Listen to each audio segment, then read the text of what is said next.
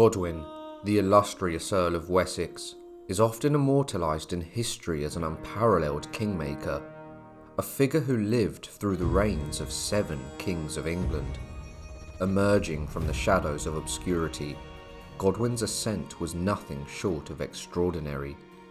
Through strategic brilliance, he established the formidable House of Godwin, a dynasty and a clan that would become the most powerful in England.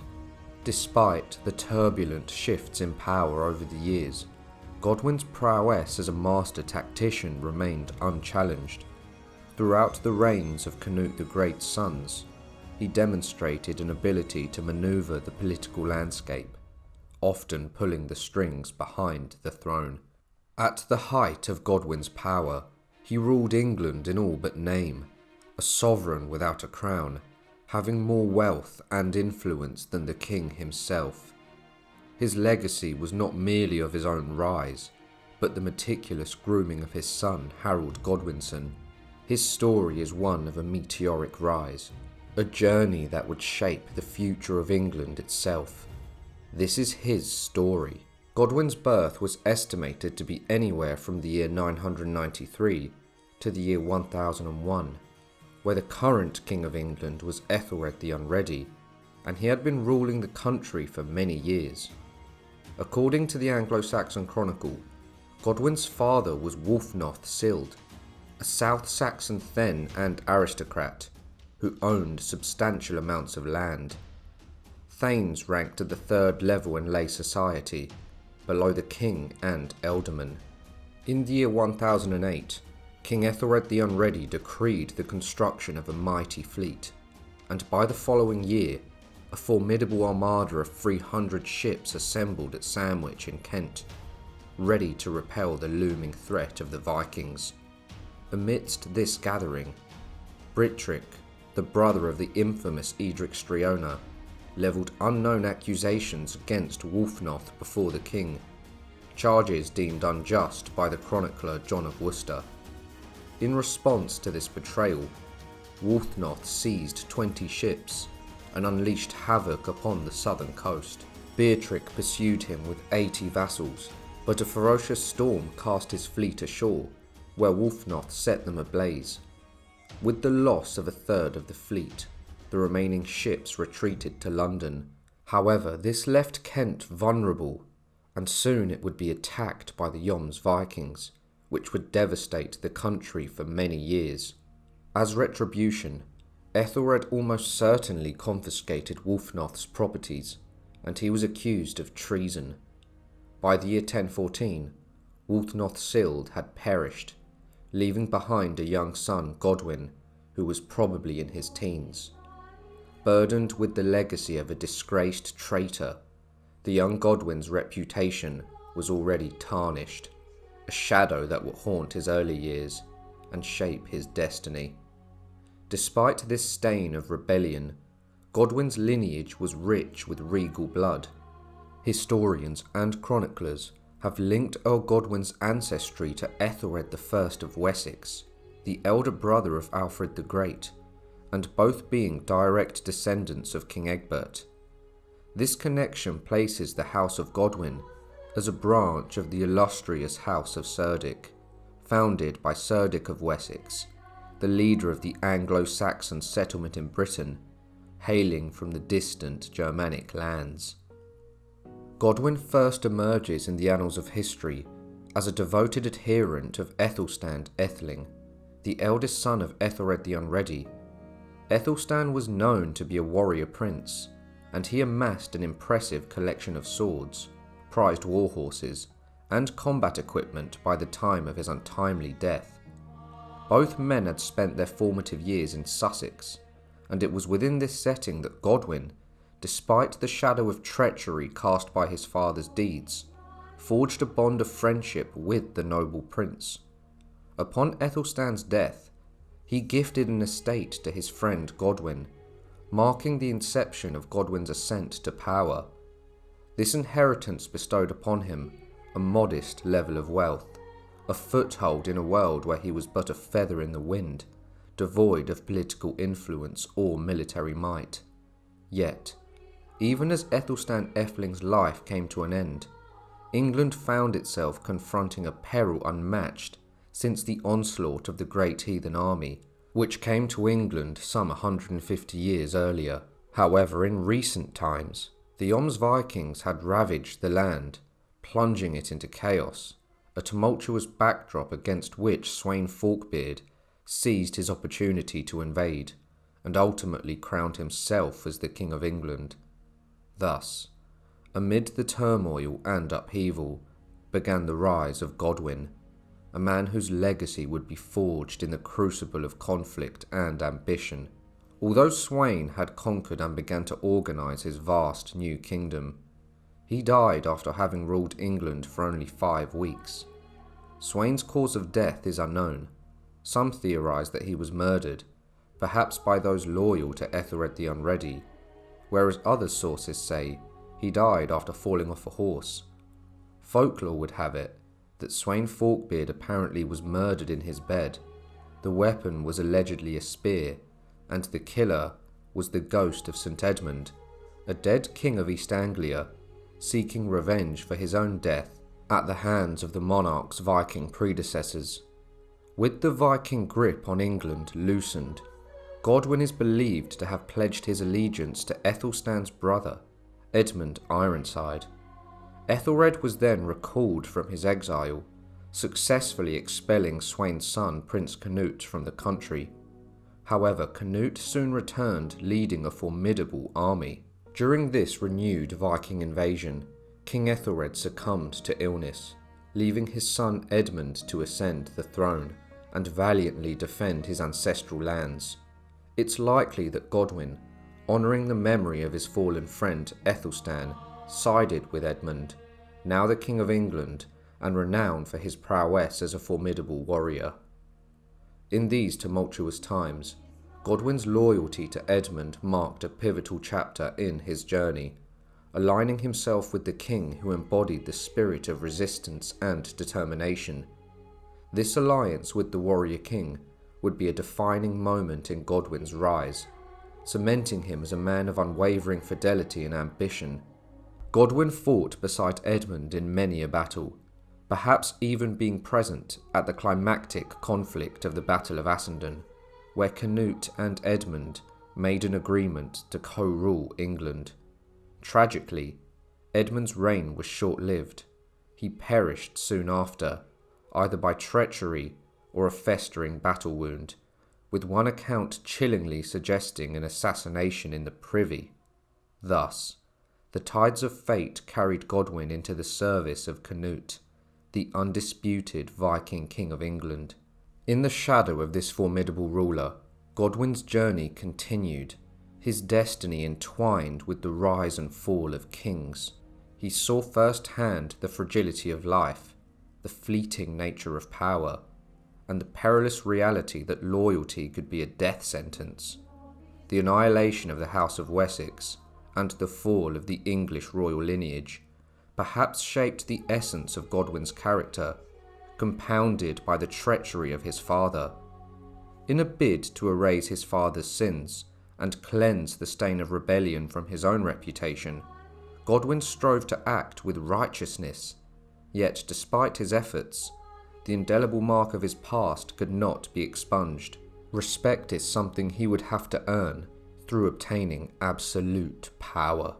With Edmund's death in the year 1016 and Canute's ascension to the English throne, Godwin made his peace with the new ruler, demonstrating unwavering loyalty.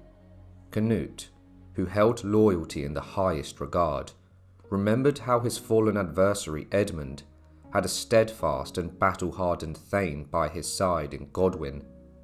This loyalty endeared Godwin to the new king, cementing his place in the reformed order of the realm. Canute had redistributed the earldoms, giving East Anglia to Thorkel the Tall, and Northumbria would go to Earl Eric, the governor of Norway, and Canute would keep Wessex for himself. By the year 1020, 4 years into Canute's reign, Godwin accompanied the king on a grand expedition to Denmark. With Canute having just ascended to the Danish throne following his brother's death, he faced the daunting task of quelling rival claimants and rebellions. Amidst this turmoil, Godwin distinguished himself by leading an English army to decisively crush a rebellion in one of Canute's territories. In recognition of his valour and unwavering loyalty, Godwin was rewarded with the most prized and affluent lands in England, Wessex. Canute respected and trusted Godwin to the extent that he gave him his own sister to wife, Tura Svendottir, in marriage. Although Tura's life was tragically brief, with her dying not long after their union, it symbolised the profound bond and mutual respect between the king and his newly appointed earl. Godwin, still young, and with his blood still running hot, was in need of a wife. A tale in the Knitling saga recounts that during Canute's invasion of Denmark, a Danish jarl named Ulf became lost, and was guided back to his ships by a handsome, well-spoken youth. The youth so impressed Ulf that he arranged for him to marry his sister, Gyða Þorkelsdottir.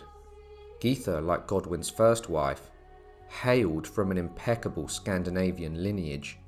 On one side of her line, she was the great-granddaughter of the Danish King Harald Bluetooth, and on the other side, she was the granddaughter of the Swedish Prince Stribbjorn the Strong, renowned for his battle prowess. This union further solidified Godwin's ties to the noble Scandinavian bloodlines, which would enable his own sons to become lords and noblemen, and perhaps kings. This positioned Godwin at the very heart of the Anglo-Scandinavian power base. Commanding an army for Canute in Denmark, he was thought to be in his early 20s, and he swiftly rose to become the king's confidant and closest advisor. With Canute's power base and headquarters being in England, Godwin often had the king's ear regarding problems with his many kingdoms. This was possible for Godwin, as by the year 1023, Canute's two senior advisors had been removed from the scene. Earl Eric of Norway had passed away, and Earl Thorkel the Tall, Canute's regent in Denmark and a legendary warrior, attempted to incite a rebellion in response to Canute's extensive church-building efforts. As a staunch pagan, Thorkel opposed the Christian regime taking root under Canute's rule. In a dramatic clash of beliefs and power, Canute, with the aid of Godwin, suppressed Thorkel's rebellion. This decisive show of power not only reinforced Canute's authority, but also showcased Godwin's loyalty and prowess, solidifying his standing in Canute's ever-changing court. Despite a subsequent reconciliation, Canute never allowed Thorkel to return to England. Thus, in choosing his chief advisor, Canute entrusted the role to Godwin, now a proven battle commander. As a reward for his loyalty and service, Godwin's influence expanded further, with Kent being added to his earldom. This elevation solidified his status as the most trusted and powerful man in England. Canute, the mighty king of Denmark and England, faced opportunistic attacks from Olaf II of Norway and the Knud Jacob of Sweden. These kings sought to exploit Canute's deep commitment in England by launching assaults on Danish territories in the Baltic Sea. By the year 1026, Canute retaliated with a formidable fleet, commanding a vast array of Danes and Englishmen. It remains unclear whether Godwin accompanied him into battle or stayed in England governing alongside Canute's wife Emma of Normandy. Nevertheless, Canute triumphed, decisively driving Olaf into exile, and by the year 1028, securing his rule over England, Denmark and Norway, thus becoming the overlord of the North Sea Empire. During this period of unprecedented power, Godwin, the Earl of Wessex, stood as Canute's right-hand man. Canute amassed immense wealth as the sovereign of 3 kingdoms, presiding over an era of extended peace. Simultaneously, Godwin's fortunes soared, his loyalty and service richly rewarded, allowing him to attain extraordinary wealth and influence. Their partnership symbolised the height of Anglo-Scandinavian dominance, with Canute and Godwin steering the course of an empire. For 7 years, from the years 1028 to 1035, Godwin would enjoy a rare position. Rising from the son of a disgraced traitor, he clawed his way through the ranks of nobility, establishing his own house, the House of Godwin. He was now the right-hand man to arguably one of the most powerful men in the world at the time. As a respected member of Canute's court, Godwin immersed himself in the intricate affairs of England, Denmark, and Norway, cementing his legacy as a masterful player in the grand arena of medieval politics. However, in the year 1035, Canute would fall ill and die, his empire being held together by his brilliance and reputation alone. His sons would then vie for his kingdoms, as would other would-be kings. The son of Olaf II, Magnus the Good, would take Norway shortly after Canute's death, leaving that part of the empire in the hands of another dynasty. Upon Canute's passing, his death ignited a fierce contest for the throne between his two sons. Harthacnut, born from his wife Emma of Normandy, and Harold Harefoot, the offspring of his handfast wife, Ælfgifu of Northampton. Harthacnut was entrusted with the regency of Denmark by his father, and he remained occupied in the north, while Harefoot, bolstered by his mother's kin, positioned himself in England. The English witan gathered to determine the rightful heir, but the assembly was sharply divided. The powerful factions of the Mercians, Northumbrians, and Canute's formidable fleet rallied behind Harefoot. In contrast, the support for Harthacnut came from Queen Emma, the Archbishop, Godwin, and the loyal men of Wessex. Historical accounts suggest that Canute had intended for Harthacnut to succeed him, a plan Godwin evidently supported. During this tumultuous time, both brothers laid claim to the throne, leading to the minting of coins in both their respective names. The expectation was that Harthacnut would soon voyage to England to assert his claim before the witan. However, his commitments in Denmark, particularly the pressing threat from a resurgent Norway under Magnus, hindered his ability to leave. In the year 1036, Harald seized this opportunity presented by Harthacnut's absence. He boldly marched south and seized the national treasury at Winchester, a strategic stronghold within Queen Emma's dowager lands and at the heart of Godwin's Wessex. This audacious manoeuvre dramatically intensified the battle for the English crown.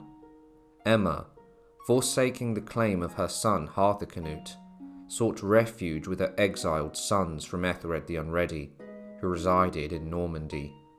As she made her desperate plea, Harold Harefoot's position gained traction, and the even once steadfast Godwin began to waver in his allegiance.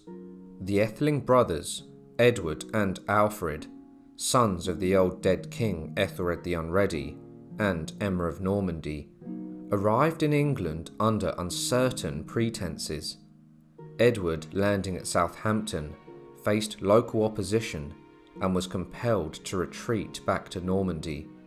His entourage of French and Norman forces may have been perceived as a threat, influencing his reception. Meanwhile, his brother Alfred made his way to London, bolstering his claim with a contingent from Boulogne and Norman mercenaries. To Harold, Alfred's advance could only be interpreted as a direct challenge. The situation of succession within England, already fraught with tension, was further complicated by the arrival of this additional Ætheling. Alfred's subsequent actions only intensified the strife. At Guildford, Godwin intercepted the Ætheling with his own forces, either detaining or offering protection to him. Historical accounts diverge on the exact nature of Godwin's involvement, some stating he was an agent of Harold Harefoot, and others that he wanted to help a young Alfred. No matter what his intentions, Harefoot, perceiving Alfred's presence as a threat, dispatched his personal guard to seize him. They clashed with Alfred's men, resulting in the deaths of several warriors before capturing Alfred himself. The Ætheling was later subjugated to the cruel practice of blinding. The procedure was poorly executed, leading to Alfred's death from an ensuing infection. The shadow of suspicion loomed over Godwin for the remainder of his days, cast by the grim events surrounding Prince Alfred. Initially, Godwin had confronted Alfred's forces, and the subsequent death of the prince became a dark cloud over his legacy. Questions would linger. Did Godwin, in a bid to secure his own ascendancy and retain his earldom, align himself with Harold Harefoot? Or did he merely hand over Alfred, unaware of the cruel fate that awaited him? The true nature of Godwin's actions remained shrouded in the mists of time. In the year 1037, Harold Harefoot was recognised as king all over England. Godwin would remain the Earl of Wessex, and his status was retained.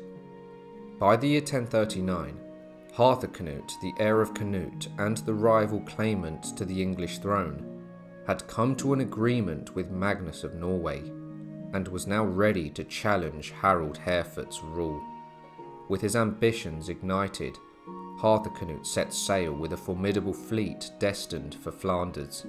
There, he planned to fortify his claim to the English throne by rallying a formidable army. However, as Harthacnut prepared for his campaign, destiny took a sudden turn. King Harold Harefoot, his reign marked by intrigue and conflict, passed away in the stillness of his bedchamber. The king's death cast a profound shift in the realm, setting the stage for a dramatic upheaval.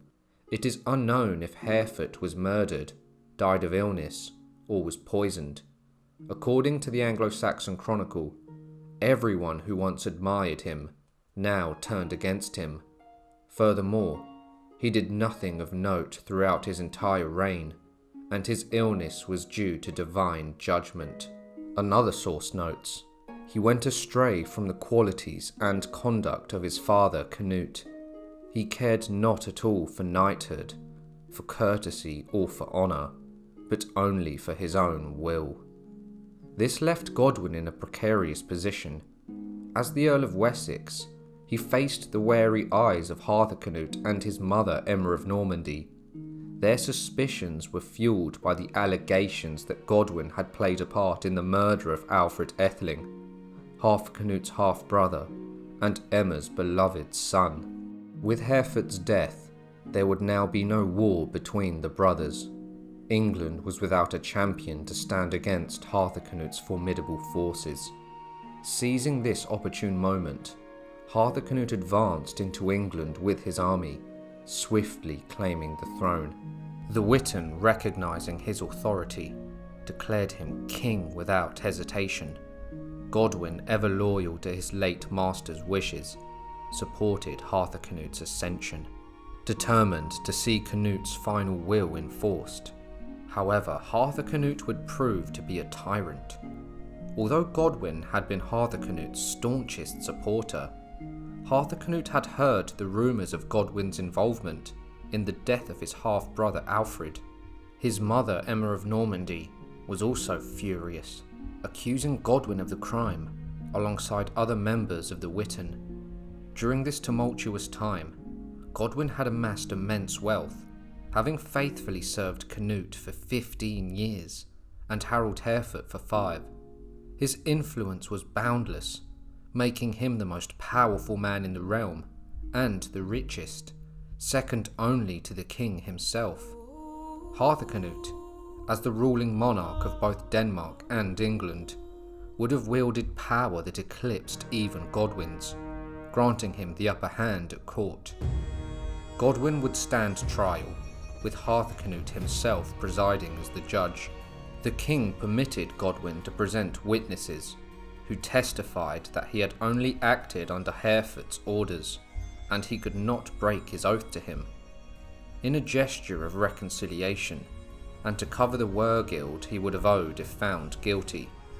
Godwin gifted Harthacnut a magnificently adorned ship, its splendour matching the weight of his supposed crime.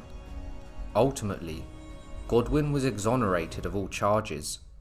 Harthacnut, securing his authority, also required Godwin to swear an oath of fealty to him. But this was not all. In his anger, Harthacnut decreed that Godwin must witness and attend the desecration of Harefoot's tomb. The king's men exhumed Harefoot's body from its revered resting place at Westminster, in a spectacle meant to display the full extent of Harthacnut's fury. The corpse was dragged before a gathering crowd and subjected to the ultimate indignity. It was publicly beheaded, the severed head a stark symbol of the king's vengeance. Harefoot's remains were stripped of all honour and were then cast into a foul sewer, left to decay. This act was intended to erase Harefoot's legacy and assert Harthacnut's dominion. His early success in striking fear into the hearts of his subjects, including the formidable Godwin, still didn't put his mind at ease. Harthacnut would increase taxes owed to the crown, due to the English submitting to his brother Harold Harefoot. The common folk, already weary and oppressed, learned of the desecration of Harefoot's tomb, a sacrilege that chilled their souls. When coupled with the severe tax increases, their anger ignited into rebellion. Harthacnut's reign also coincided with an ill-fated harvest, which seems to have confirmed their worst fears. To the peasants and lords alike, the poor yields were a dire omen, a sign of divine wrath from the ungodly treatment of Harefoot's royal corpse. Starvation would grip the land, the fields barren and unyielding. The rising taxes drained the lifeblood of the people, driving them to the brink of madness. Riots erupted like wildfire, and in Worcester, the fury of the oppressed turned deadly.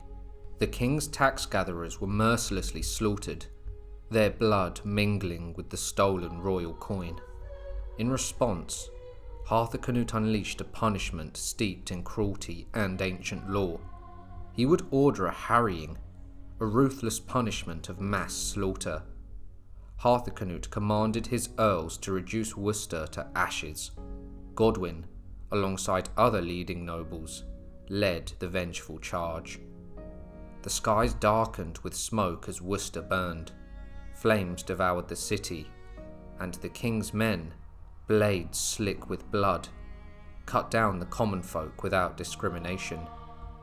To the commoners, Harthacnut's reign was that of a tyrant, whose reign was defined by fear, bloodshed, and an unrelenting thirst for power. 2 years into the reign of King Harthacnut, a grand wedding was held. The groom, Tovy the Proud, stood tall beside his bride Geitha, the radiant daughter of Osgod Clapper. Both men had shared a deep bond with the late King Canute, their loyalties entwined with his royal bloodline. The celebration was in full swing, the hall alive with music. Harthacnut raised his goblet to toast the union. According to the Anglo-Saxon Chronicle, Harthacnut died as he stood at his drink, and he suddenly fell to the earth with an awful convulsion, and those who were close by took hold of him, and he spoke no word afterwards.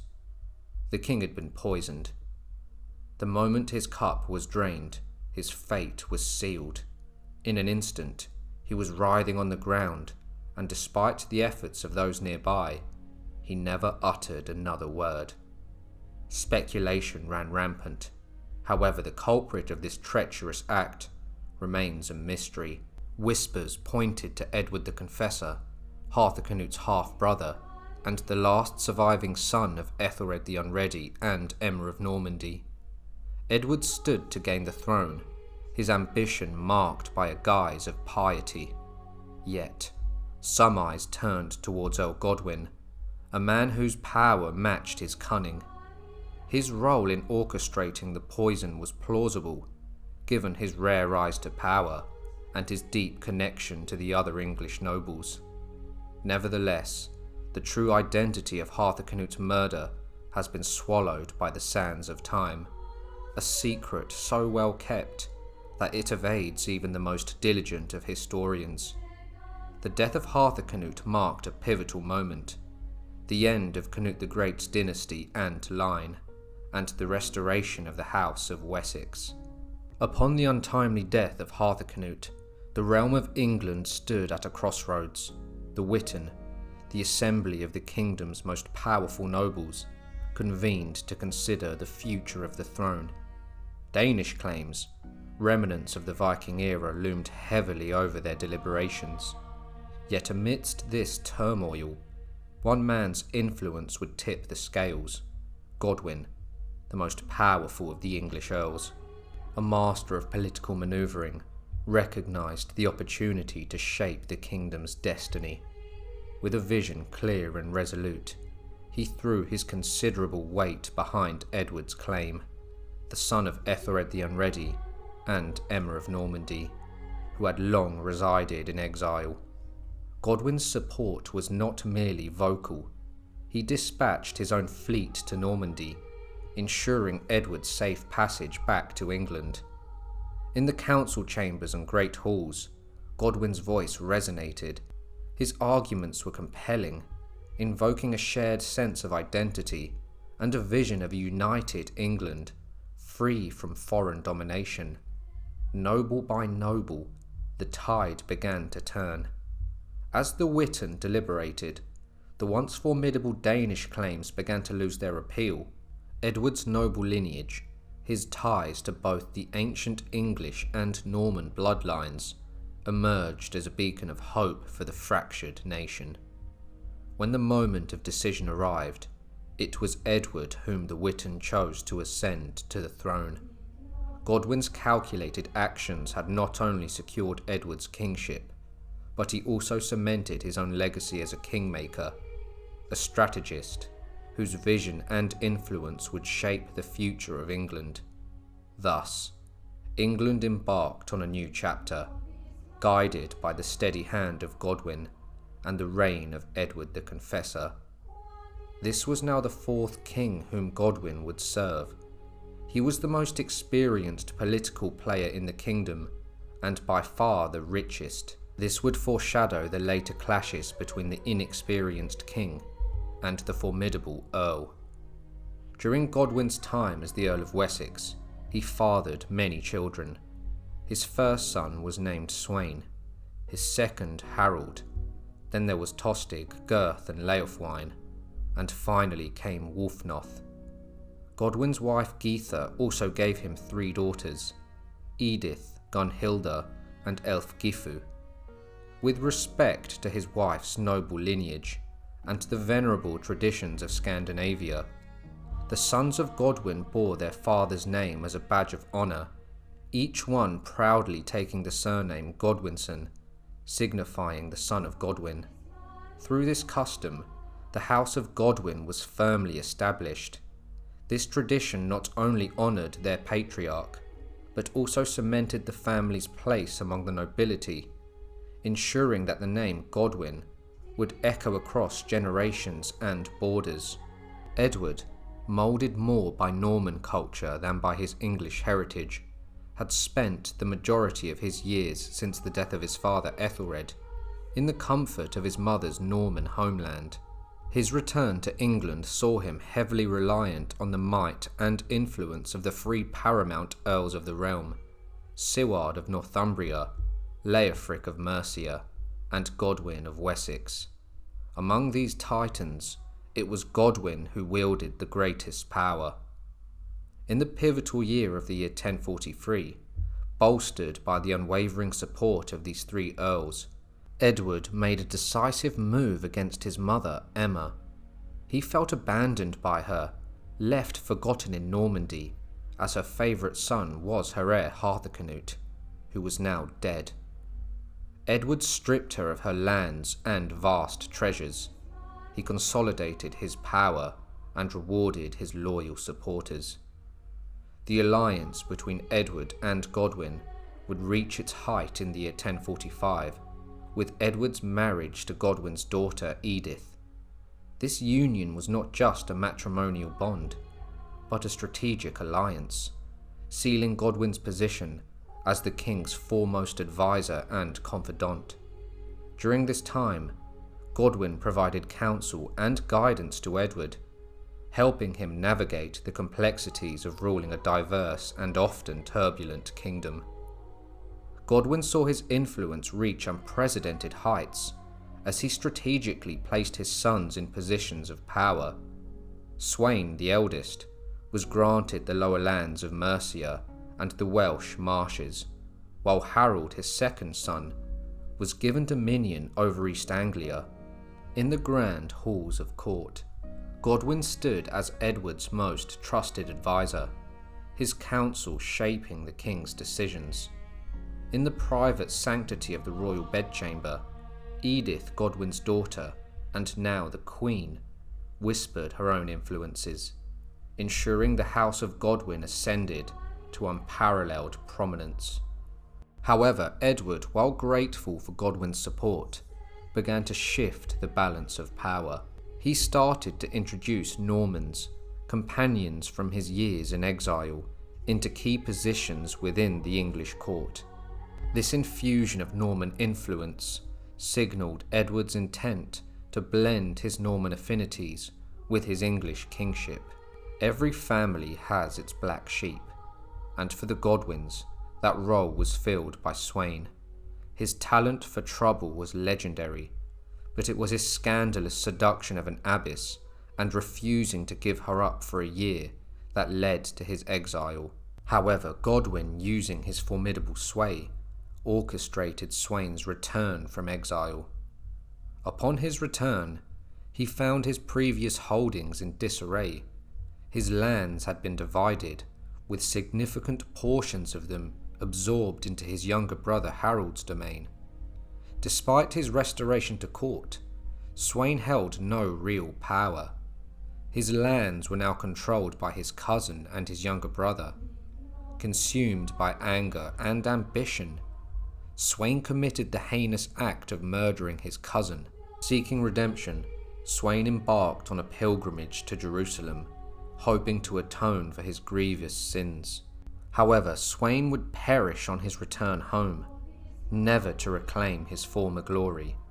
With Sweyn's demise, Harold, Godwin's second son, was named his heir, solidifying his place as the primary successor to his father's legacy. From humble beginnings, Godwin had forged a noble house, and it was the most powerful one in the kingdom. Also, the Godwin family now held 3 earldoms, only Mercia and Northumbria remaining in other hands. In addition, with Edith as queen, the Godwin family's influence infiltrated every corner of the kingdom. Moreover, Edward had only recently returned to England as a half-Norman stranger, with no experience of English politics or any kind of leadership. A struggle for power would now begin between the formidable Earl and the inexperienced king. Edward's personal estates paled in comparison to the vast lands and resources controlled by Godwin. The Earl's wealth was legendary, his experience in the art of politics unparalleled, and his wisdom in navigating the treacherous waters of power plays was unmatched. It was said that Godwin, more than any other, held the reins of the kingdom. King Edward seemed content to let Godwin and his formidable house manage the kingdom, a task they performed with notable fairness and skill. This arrangement allowed Edward to indulge in his own interests, many of which were rooted in his years spent in Normandy. Among his closest friends was Count Eustace of Boulogne. One fateful day after visiting the king, Eustace and his retinue set off to return to Normandy, passing through Dover on their way. The Normans, brimming with entitlement, rode into the town and demanded accommodation. A local householder, wary of these armed foreigners, refused them entry. In retaliation, the Normans attacked, wounding the householder and sparking a violent confrontation. The brawl quickly escalated, resulting in nearly 40 deaths, with many Normans among the casualties. Enraged, Eustace hurried back to his friend King Edward, demanding retribution. King Edward would take the side of his friend Eustace, saying he had been attacked. He would immediately summon Godwin, insisting that the town was situated within Godwin's earldom, thus it was his responsibility. Godwin, ever the voice of reason, responded that the king's justice could not be carried out without a proper hearing of the case. This measured reply only fueled Edward's anger, and in a rare episode, Edward the Confessor would fly into a blind rage, rendering him impervious to reason. Egged on by his Norman advisors, Edward blamed Godwin for the murder of Alfred, his half-brother, a charge King Harthacnut and the Witan had already acquitted him of. This renewed accusation, despite Godwin's previous exoneration, intensified the tension between the king and his most powerful earl, setting the stage for a dramatic confrontation. In this volatile atmosphere, the kingdom was on the brink of chaos. Godwin, the most powerful man in the realm, knew he was no longer welcome at court, and King Edward, consumed by rage and resentment, had grown weary of the Godwin family's dominance, aware that they were the true rulers of England. Faced with the king's blind fury and baseless accusations, Godwin swiftly took action, summoning his sons. He issued a command to gather an army. He would rally the men of Wessex, while Harold would muster the forces of East Anglia. His other sons too were dispatched to gather loyal followers from across the land. Meanwhile, Edward fortified his own position, rallying his supporters. By his side stood the Normans, skilled in battle and renowned for their armour. In addition, Edward secured the allegiance of the English earls, Leofric of Mercia and Siward of Northumbria. These earls, perhaps eager to see their rival House of Godwin humbled, pledged their support to the king. The men of Wessex, hardened by years of service under the formidable Earl, readied themselves for battle. Godwin's second son Harold, a rising star in his own right, rallied East Anglia, his charisma and leadership inspiring confidence in their cause. King Edward was soon informed that Godwin and his armed host were on the move. The formidable Earl, undeterred by the king's wrath, demanded a chance to refute the charges of Alfred's murder, and sought to bring Eustace to trial for the violence in Dover. Edward, sensing the gravity of the situation, stalled for time and summoned the northern earls. The cry of treason echoed through the court, and the response was swift. The northern earls, accompanied by their shire feuds, marched south, ready to confront Godwin. The stage was set for civil war, and a crucial meeting was arranged to take place in London to resolve the crisis. As the Godwins' army approached the capital, they found themselves face to face with their king. Despite their loyalty to Godwin, the sight of Edward, their sovereign, caused hesitation among the ranks.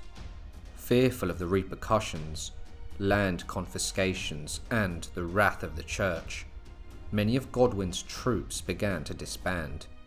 Seizing the moment, Edward declared that Godwin and his son Harold present themselves before the throne. Godwin, wary of a trap, sought assurances for his safety, but Edward remained adamant, offering none. Cornered and outmaneuvered, Godwin faced an impossible choice: surrender and risk his life, or stand firm and plunge the realm into war. Realizing the futility of resistance, Godwin prepared for exile. By early October, Godwin and his sons were declared outlaws and were given 5 days to leave England. The men of Dover, who had sparked the initial conflict, went unpunished. Godwin, accompanied by his wife Geitha and sons Tostig and Gurth, fled to Flanders. Harald and Leofwine would set sail for the Norse stronghold of Dublin, seeking refuge among the Viking warriors. Meanwhile, Godwin's daughter Edith, the Queen, was sent to a nunnery, stripped of her royal possessions, a stark reminder of the king's absolute authority. Thus, the once mighty House of Godwin was scattered, their power broken, their influence diminished. Edward's calculated moves had not only neutralised his greatest rival, but also reaffirmed his control over the kingdom. The shadow of Godwin's ambition faded, leaving Edward to rule unchallenged, his throne secure. For now. It couldn't last. Word of the king's ruthless actions spread like wildfire, igniting a wave of dissent across the kingdom. Public opinion swelled against Edward, fueled by the common folk's outrage. The Englishmen denied the two fundamental rights they cherished above all else: the right to live in peace in their homes and the protection of the law. The common people also revered Godwin, remembering him as the steadfast Earl who had championed peace and fairness for decades. Under his stewardship, the kingdom had thrived and justice had been accessible to all. In stark contrast, King Edward, enslaved by the influence of his Norman allies, appeared indifferent to his own subjects' needs. He favoured the interests of his Norman friends over the welfare of the English people, a betrayal that did not go unnoticed. The tales of Edward's betrayal resonated through villages and towns, stirring a collective memory of better days under Godwin's rule. Murmurs of discontent grew louder, evolving into cries for justice. The Englishmen, known for their resilience and valour, began to prepare for resistance. They could no longer tolerate a king who had turned their back on them, forsaking the very people he had sworn to protect. Thus, the seeds of rebellion were sown in the hearts of the common folk, who yearned for the return of a leader who embodied their ideals. Meanwhile, in Flanders, Godwin, with his vast hoards of gold, was amassing an army of mercenaries. In the year 1052, Godwin made a bold move, landing on the Isle of Wight to gauge the loyalty of the men of Wessex. These men, who had known Godwin as their lord for over 30 years, remembered his fair and just rule. With a sense of nostalgia and loyalty, they rallied to his side, providing support and supplies. Godwin showed no mercy to those who hesitated, ravaging their lands and re-establishing himself as the Earl of Wessex, without the king's consent. Shortly after Godwin's triumphant return to the Isle of Wight, his sons Harald and Leofwine sailed from Dublin with 9 ships, joining their father's ever-growing host. The threat to King Edward's rule had become palpable. In a desperate bid for support, Edward summoned the Earls of the realm. Yet the most powerful among them, Leofric of Mercia and Siward of Northumbria, sensed the shifting tides of public opinion and chose not to attend. The king found himself isolated, outnumbered, and bereft of the support of the mightiest lords in England. Godwin and his sons soon made their way to London, where Godwin's reputation and charm quickly won over the locals. Their support swelled his ranks, adding to the formidable force that now stood against the king. Sailing under London Bridge, Godwin's forces disembarked, facing Edward's army across the Thames once more, as they had in the year 1051. The air was thick with tension, the threat of bloodshed looming. Edward, despite his willingness to fight, was swayed by his fearful counsellors, aware of Godwin's wrath and influence. A truce was brokered, and a meeting of the Witan was called to determine England's fate.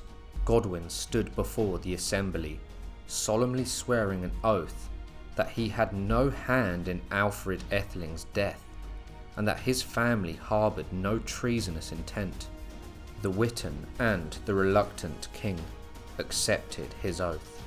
The Godwin family were restored to their lands and positions, a development that deeply affected the balance of power in England.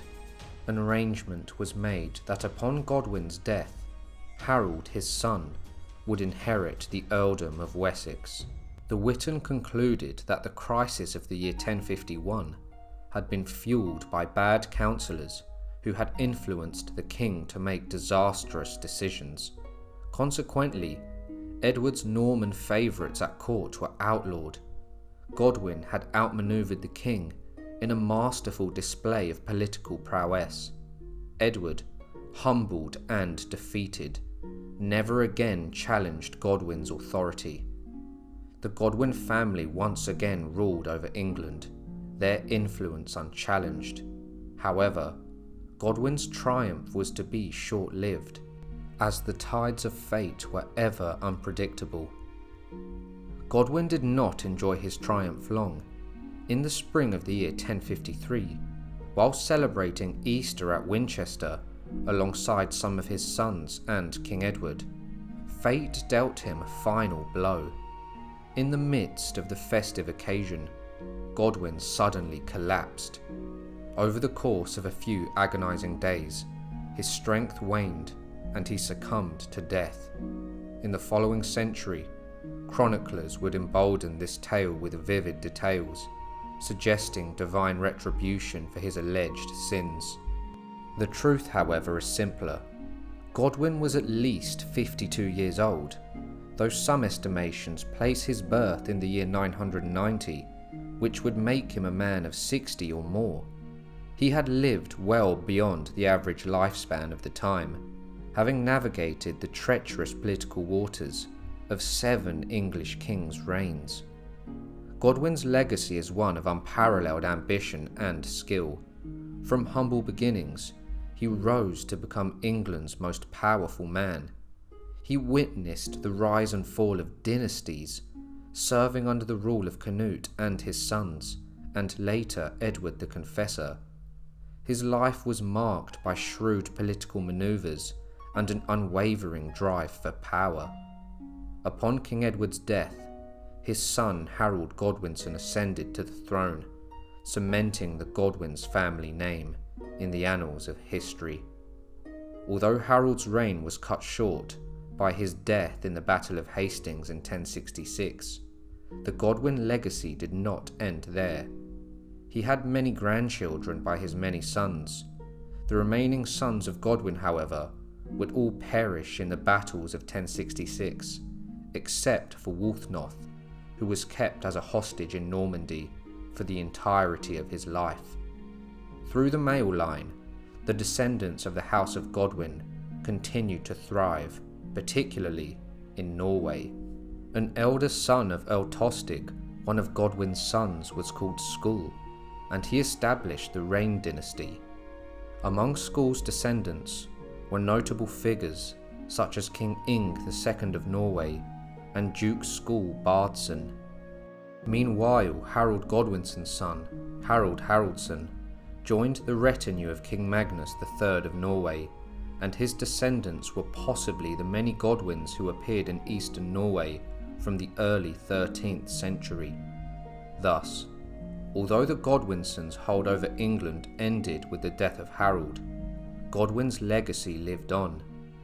The descendants of the once lowly Godwin rose to become kings, lords, and dukes, their bloodline continuing to influence the course of history long after the fall of their patriarch.